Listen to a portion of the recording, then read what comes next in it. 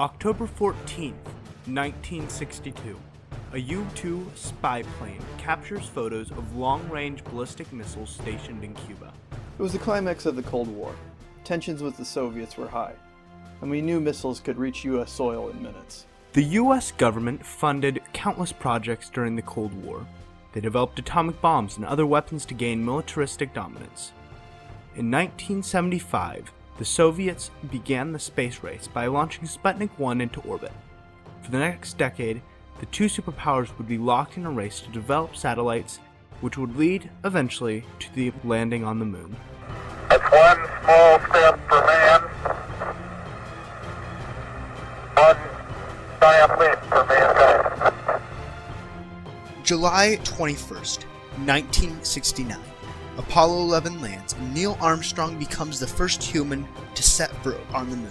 Kennedy's 1961 speech has been fulfilled. I believe that this nation should commit itself to achieving the goal, before this decade is out, of landing a man on the moon and returning him safely to the earth. We were in the midst of a tense Cold War, with the threat of nuclear destruction looming over everyone. It was a desperate fight with the Soviets, communism versus democracy. But despite the bitter war, Sapporo, Japan was preparing to host the 1972 Winter Olympics. It was going to be the first Winter Olympics of the between Europe and North America. And yes, we were excited, but we also knew that there was a potential for a nuclear war and that it could begin at any moment. If the United States or USSR had launched a missile, we probably wouldn't have been able to have the Olympics. March 30th, 1970. Then President Richard Nixon sends a secret message to the head of the CIA, Richard Helms. In the event of a nuclear war, we may be able to maintain the safety of the Olympic athletes by having them compete on another planet in space. Months later, on October 1970, Richard Nixon initiated a plan to host the Winter Olympic Games, originally planned for Japan, on Europa. It was nicknamed Project Kennedy, after the president who had begun the space race and made this space mission a possibility. By November, NASA had begun work researching a method to effectively transport all 600 people, along with supplies, into space. I remember many heated discussions about which planet should be used. Originally, Nixon advocated for Mars because it is closer to Earth. But eventually, James Fletcher, who was the NASA director at the time, convinced Nixon that we should go to Europa instead. Europa was chosen for many reasons, one of which was the fact that it orbited Jupiter. This made it much closer to Earth than many of the more distant gas giants, such as Neptune.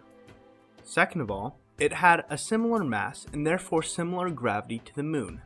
This meant that similar landing mechanisms could be used, as well as launching styles from Europa to Earth. Finally, Europa is entirely covered in ice, making it ideal for the Winter Olympic Games. It is significantly colder than the Moon, though, at a mean surface temperature of nearly 300 degrees below zero. A combination of proximity and familiarity led to NASA selecting Europa for the mission. During a presentation to NATO, Nixon explained the concept, leading the United Kingdom to assist in providing much-needed resources and manpower. By late 1970, a top-secret team of physicists and astronomers had been assembled to plan the mission. There were a lot of proposed ways for getting people into space. Some people wanted to use rockets, similar to what they used with Apollo 11. Other people wanted to use large helium weather balloons. One group even wanted to attach people to ballistic missiles. However, most people eventually settled on a design for a massive semi-powered catapult. The final design was for a 250-meter-tall metal trebuchet. A nuclear reactor would charge a massive multi-story capacitor, which would quickly give power to a large magnetic device, throwing the armor to the air. This would be assisted by a weight weighing nearly 300 tons. This would launch small capsules into orbit. These capsules would have enough room for 30 people, as well as supplies. Once beyond Earth's atmosphere, they would dock at an orbiting fuel station to prepare for the trip to Europa. A nuclear ion engine would provide speeds of up to 125,000 kilometers per hour, twice the speed of the fastest probe ever launched. Each manned capsule would be packed with supplies for the 6-month one-way trip. 3 kiloliters of water would be stored in each capsule. A special electrolysis process would transmit electric currents through the water to create oxygen for the journey. A total of 20 manned capsules would transport 600 people to Europa. These would include athletes, judges, and experienced astronauts who would assist in zero gravity. Most people lacked the technical expertise to man a flight to Europa, so NASA provided 2 trained astronauts for each capsule. They would control the flight path and assist in emergency technical malfunction correction. 5 capsules, however, would be unmanned. These were referred to as Olympikos 1 through 5. Olympikos 1 would provide solar panels and fuel for Europa and the trip back. Olympikos 2 would bring additional water and food supplies. These capsules were much larger, almost 3 times the size of the manned ones. Since they did not contain humans, they could be accelerated much more rapidly, reaching as many as 100 Gs. Despite being launched after the manned capsules, these would reach Europa first. While NASA was designing mechanisms to escape Earth's gravity, a group at the International Olympic Committee was rushing to adapt the Winter Olympic Games for space. We discovered there are a lot of problems involved with playing sports in space. Initially, we decided to focus on just one sport, figure skating, because it only needs a flat, icy surface, which Europa is covered in, and it doesn't require nearly as much equipment and people as other sports. It would also work well with less gravitational force to keep people planted on the surface. The friction force is calculated by multiplying an object's weight by the friction coefficient of the surface on which it rests. On Europa, everything weighs less due to weaker gravity, and therefore less friction is present. The gravity on Europa is only 1.3 meters per second squared, compared to Earth's 9.8. On Earth, figure skaters experience around 7.5 times as much friction skating as they do on Europa. This means skaters will be able to go faster, but they would also have a difficult time stopping.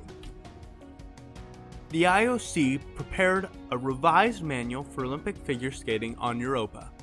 The reduced friction meant increased speeds for athletes. This meant the rink would be enlarged from 60 by 30 meters to 90 by 45. Competitors would also be given more time to slow or turn. Most notably, a new judging category was added for jumps, because the reduced gravity allows for a longer duration of time spent airborne. A number of jumping metrics were defined, and many new types of jumps were created. By July of 1970, NASA had finalized plans for the trebuchet and capsules, and construction of the trebuchet was almost finished.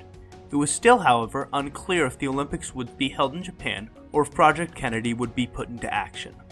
The Nixon administration, shortly after coming into office in 1969, began intense détente policies to reduce tensions with the USSR. In late 1971, work was beginning on the original SALT I treaty. If the Soviets were to agree to SALT I policies, it was expected that Project Kennedy would be canceled. It was a pretty conflicted time at NASA. Many of us had just spent months working on plans to send athletes to space, and we really wanted to see those plans put to the test. But obviously, ending the threat of nuclear war was a top priority.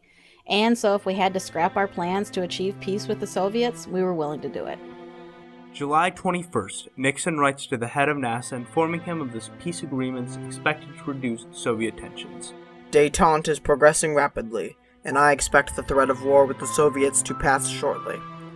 You must remain prepared for the potential of nuclear war and be ready to transport the athletes at any moment. However, it is also likely that Project Kennedy will be discontinued if the Soviets are to agree to my proposed treaties. With the Olympics approaching rapidly, the IOC warns NASA they must be prepared to launch soon or cancel the project. A journey to Europa will take more than 6 months, meaning the capsules must be launched before the end of August. We knew the deadline was approaching. It was now or never. Was the threat of nuclear war imminent enough that we should proceed with the mission? Or was it safe to continue preparations for Japan? Abruptly in 1971, the Soviet Union initiated the Helsinki Accords, a series of agreements with the United States, both economic and political. This was a major step forward in the interests of peace and firmly supported by Secretary of State Henry Kissinger. The Helsinki Accords brought some hope for the end of the Cold War. It was a major turning point since the Soviets initiated the discussion. It showed America that they were willing to make peace, and the threat of nuclear war was largely over. On August 18, 1971, Richard Nixon delivered a message to the head of NASA. It was a single phrase, immortalized forever as the sentence which hid the plan for the Space Olympics. I expect the Soviet Union to make peace shortly. The Kennedy mission will be no longer necessary. We'd been working for months, knowing we needed to prepare the mission for immediate launch. But then, all of a sudden, with one little sentence from Nixon, it was done. We didn't need Project Kennedy anymore, because we knew that there would finally be peace. The U.S. government did not want Project Kennedy to be released publicly. It wouldn't have looked good for the Nixon administration, that they had been so afraid of nuclear war that they were willing to risk launching all of the Olympic athletes into space. Enough people were aware of the incident, though, so it could not be entirely covered up. They didn't do anything, and slowly Project Kennedy was forgotten. As those working on the project slowly retired and left, and as Watergate became the center of attention, the Space Olympics slowly left the public eye. For decades to come, fewer and fewer people would even remember this strange incident. Most people have completely forgotten about Project Kennedy.